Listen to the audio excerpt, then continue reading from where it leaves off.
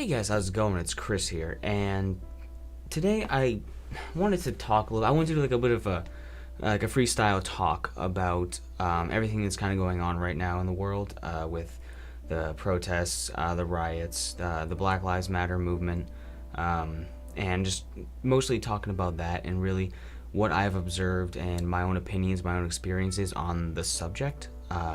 Now, you guys, if you know me, I'm not a very political person in any sense. I don't believe in one side unanimously, and I don't damn the other side unanimously.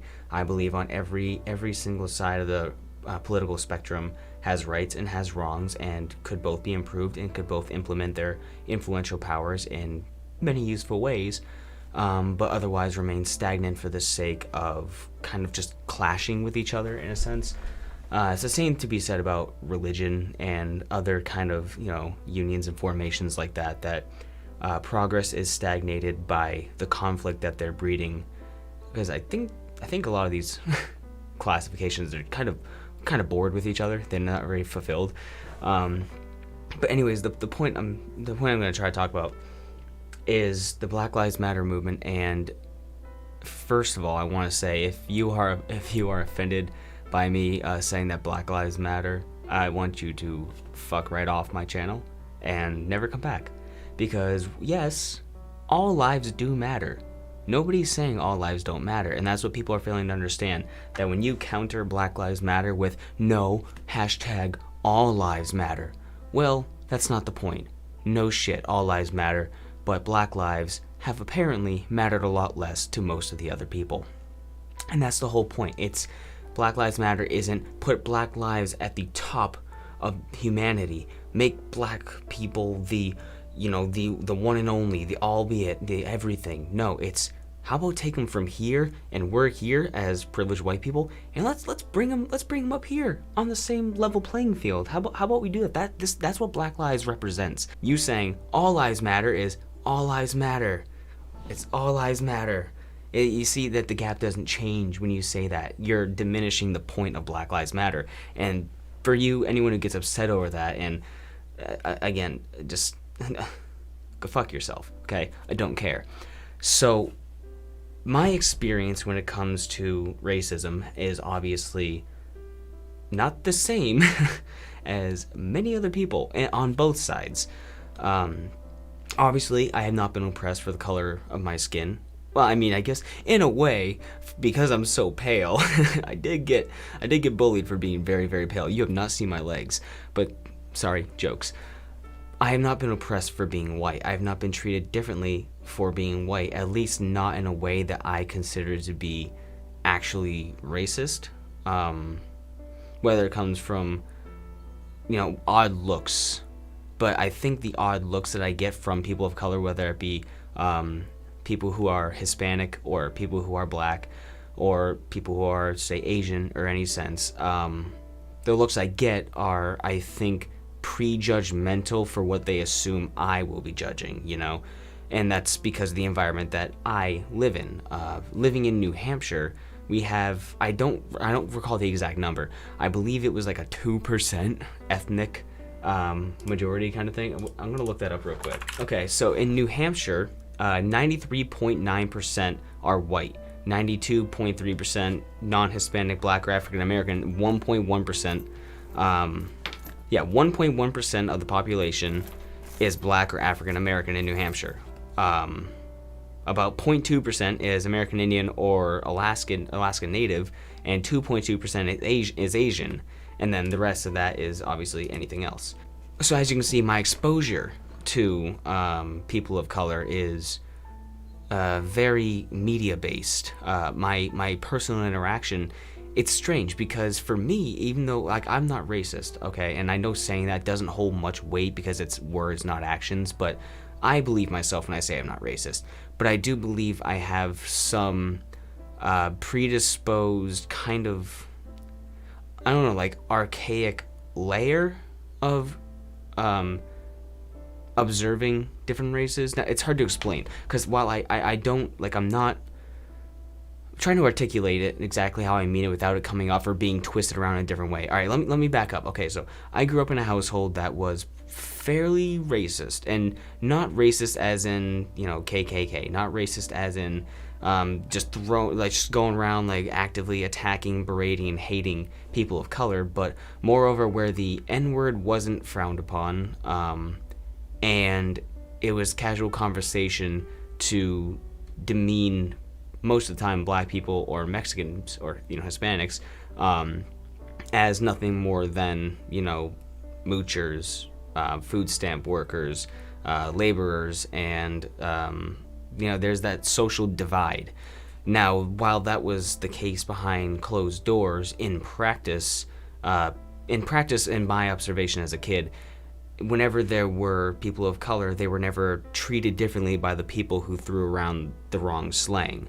I'm not going to be naming names of anybody in my family or people in my friends, my social circle growing up, but like I said, our exposure was very minimal. And no, that's not an excuse. I'm not excusing that, but from experience, you don't have that perspective when you don't have the interaction. So when I'm seeing on TV that black people are always attributed to being, they're always the one who were back in 90s movies stealing VCRs. Hispanics were always the ones that were out there, digging holes and doing all the hard, dirty labor while the white dude with a hard hat writes on a clipboard. Those are the things that media have portrayed, and those are the things that as a kid I picked up on thinking like, it's not that that's right, but that's apparently how the world is.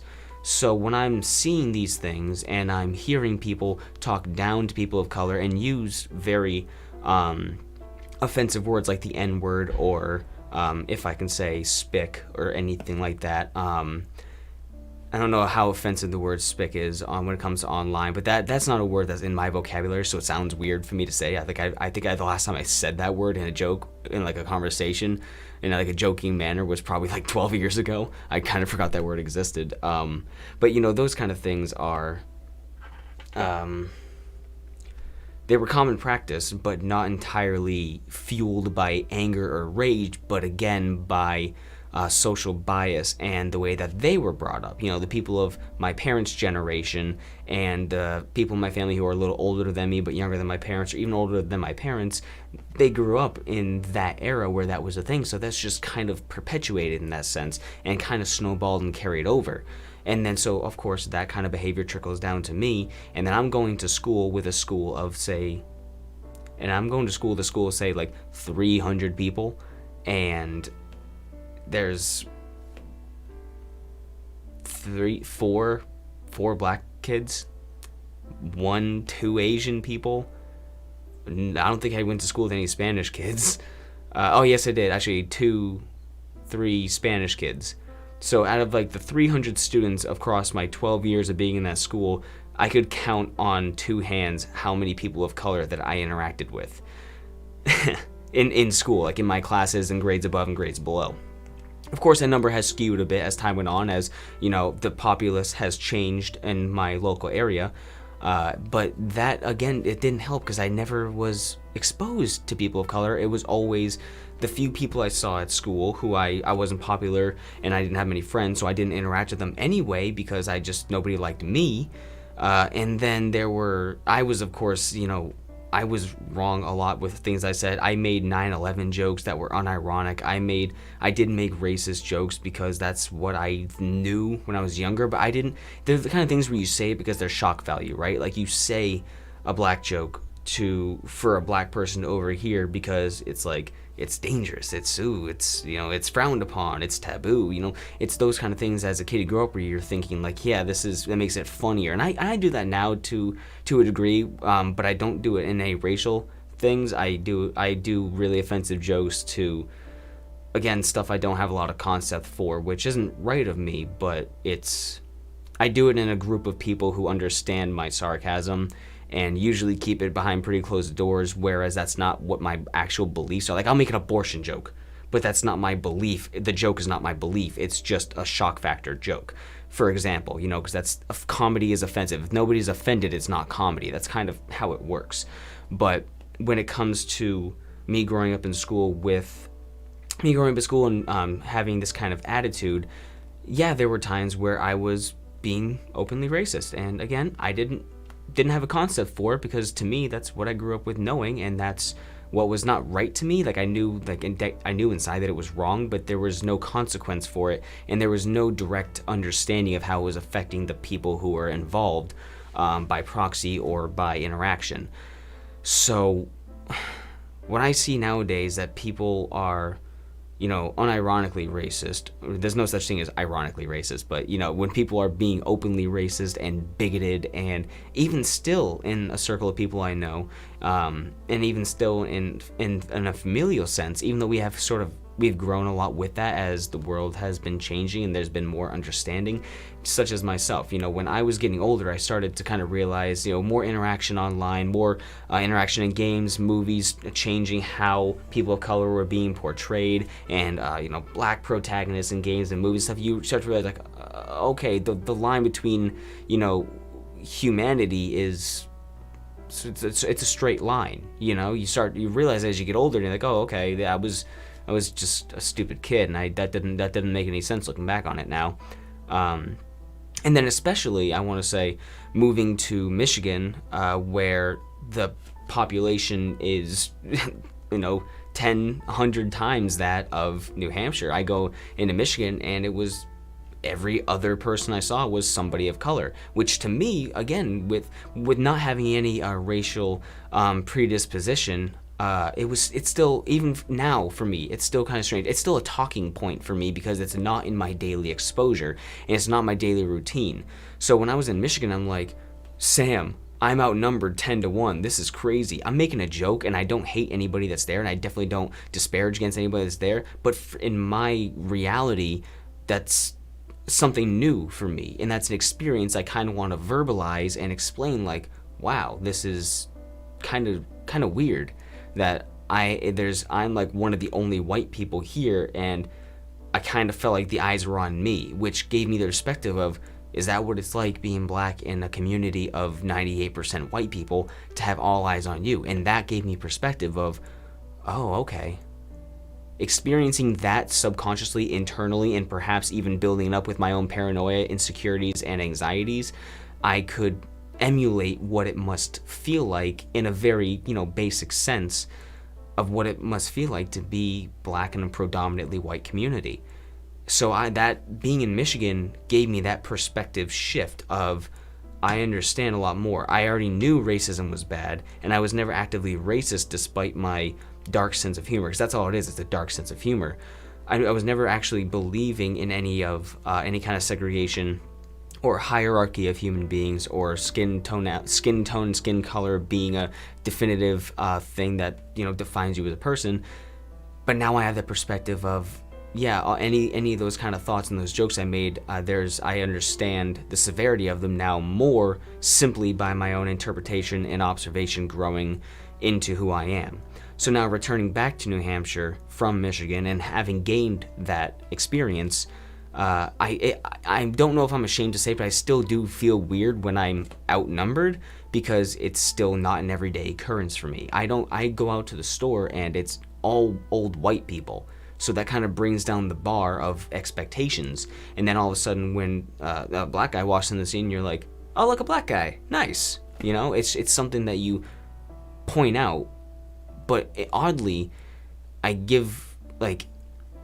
for me, I make it more of a subconscious effort to display approval. Like, I don't interact with anybody, right? I don't, say hi to people. I don't smile at people unless they smile at me first. I'm like, okay, hey, what's up? But if I see anybody of color, it's like an inclination to give them the head nod, Weird, like I accept you. I see you. I'm not one of these people. It's like one of those kind of things. I'm not intentionally doing it, and I think that's still part of my process of, again, not being exposed all the time. And I don't know if that comes off as being racist, because then it's like all of a sudden I'm giving them more attention, and I don't want them to be interpreted as somebody who's bigoted might say. It's like, don't rape me, don't kill me, don't rob me, that kind of thing. Because it's not that, obviously. And me saying obviously sounds weird, because some people don't see that as obviously, but to me it's just it's more of an I see you, hello, I don't know. It's all so strange. And that's why it's hard for me to watch all this stuff going on. And Twitter's a cesspool right now, but watching what's going on Twitter right now and Facebook, and how people are treating this, give them basic human rights and don't treat them like they're animals, and they're taking offense to that, and they're enforcing the demise of these people. And that's crazy. And again, like, if you guys know me, you know I don't involve myself in this. I don't go to protest rallies, and most of the time I don't even comment, share, or even like posts that have to do with any kind of big movements or big calls to action, whether it be racially fueled, politically fueled, religiously fueled, or even something big going on in the gaming market. You know, petition Modern Warfare 2 remaster. Yes, I support that. I'm not signing the petition. I don't involve myself in it. I stay in my own little bubble and I do my own thing. And I'm one of those silent supporters. And I'm sorry if you want me to be all gung ho and showing up to rallies and like doing that stuff. It's like, I'm not gonna do that, because while I don't condemn people for doing that, and I don't condemn you for peacefully protesting, I don't condemn you for rioting. I do condemn the people who are using rioting as an excuse to do actually illicit, illegal activities, and who are taking advantage of the situation for their own fundamental gain. You're a fucking scumbag. But while I don't damn peaceful protesting and violent protesting and rioting and what's going on in the streets, I support both of them equally. I'm not the person to do it. I'm not the dude to show up. I'm the dude to know what's right, know what's wrong, to support it in the ways that I know how, in the ways that I can, and just kind of see how it unfolds while doing my little part that I can every day. And now I don't want people coming at me and trying to tell me to go out and do all this crazy stuff. Like, again, that's just not for me. That's not who I am to jump up and do that. Dude, I don't fucking dance at concerts. I saw Gorillaz live. I saw Korn live, and I'm sitting in the crowd just, I should be fucking losing my mind. But I'm not an animated person like that. So, anyways, moving away from that. So, yeah, essentially, from somebody that grew up in a pretty segregated household, and has gained experience and knowledge through my own path that I carved out with the assistance of people of color, and I can say that, you know, what's going on right now, whether people are getting hurt, people are dying, people are experiencing true trauma, people are experiencing true trauma and tragic loss right now. And my heart goes out to everybody involved in this and everybody who's standing up for this, because I am standing with you at my desk. But I'm not for, you know, kill the cops. I'm not for anybody being killed except for rapists, pedophiles, and white supremacists. Cop lives matter. Black lives matter. White lives matter. Colored lives matter. Animal lives matter. Trees matter. Everything fucking matters, and I don't know why that's so hard to understand. We need to bring the bar up. We need to meet at a level playing field, because if we don't achieve that, we will destroy each other. I'm sorry, white people, if you are so afraid of letting black people be on the same plane of fucking existence as you, you don't deserve life.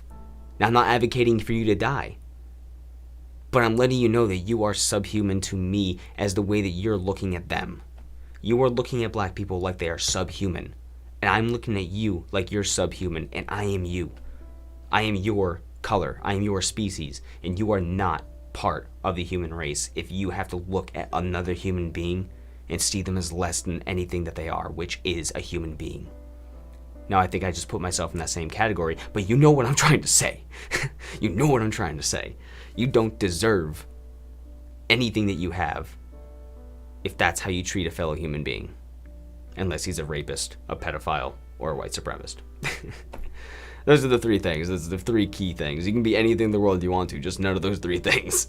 I don't really know where to go from here, guys. I could share more stories about, dude, just literally yesterday, to add to that whole, like, whoa, a black guy comment I made earlier. how uncommon that is for me and how it becomes a talking point for me. I literally got a package delivered by FedEx. I went outside to be like, yeah, do the package, and the guy sitting on my porch. It's a large, really dark black man, and I'm thinking like, well, that's really uncommon. Like, you just don't see that around here. So, but my composure's there. I don't say anything weird. I don't say anything different. If anything, I'm overly nice because, again, you are seen. And I see the guy and he goes, hey, the package is right there. I'm not going to do an accent because this dude had a thick fucking Jamaican accent and it was awesome. And he's just like, hey, your package is right there. I go, hey, thanks, man. Like, you have a great day. And he goes, yeah, you too. And he was pretty quick to get in the truck because I think of everything that's going on. But I made sure I was smiling. I'm like, hey, what's up, friendo? And I got my package and everything was good. But it was just like he's just like, that's just how it is around here. To where seeing a black guy deliver my package is like almost like newsworthy among my friends because you don't see it. So with that being a guideline for my experience and for my perspective every day, what's anybody's excuse for being racist?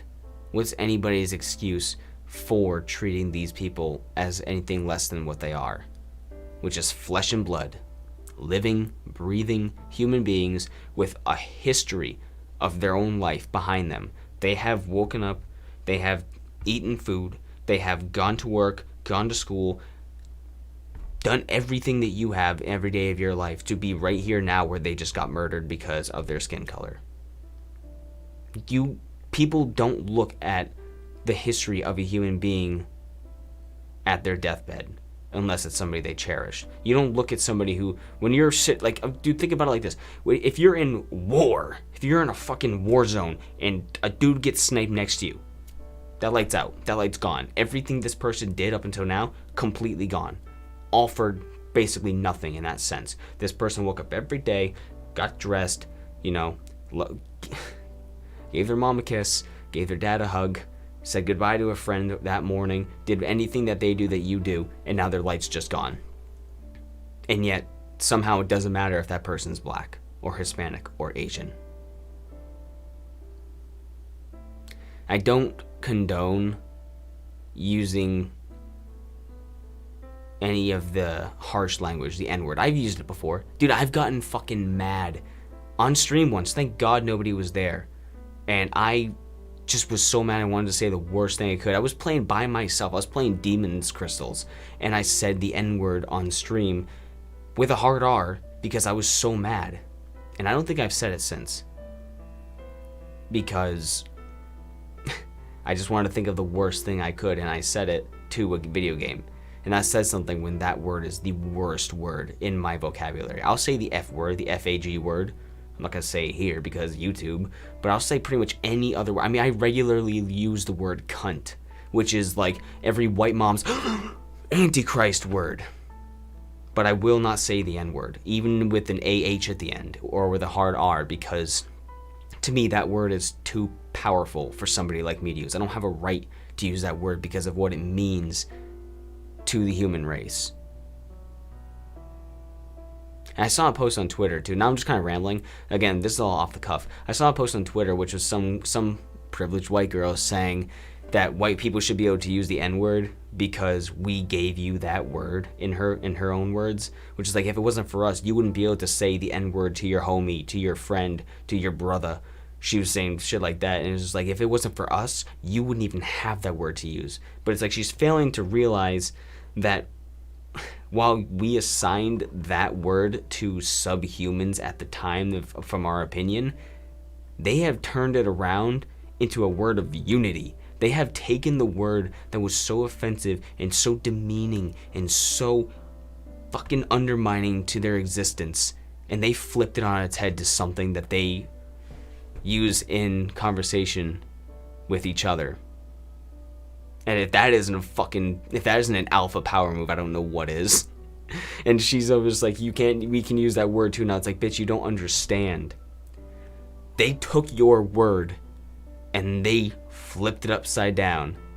that's gonna be it for this video, guys. Hopefully you enjoyed. And I don't want any. I don't know if I'm gonna have the comment section enabled down below. I have to approve every comment right now due to all the YouTube spam bots. So I'll approve comments down below if it's constructive. If you guys want to talk about anything, but guys, seriously,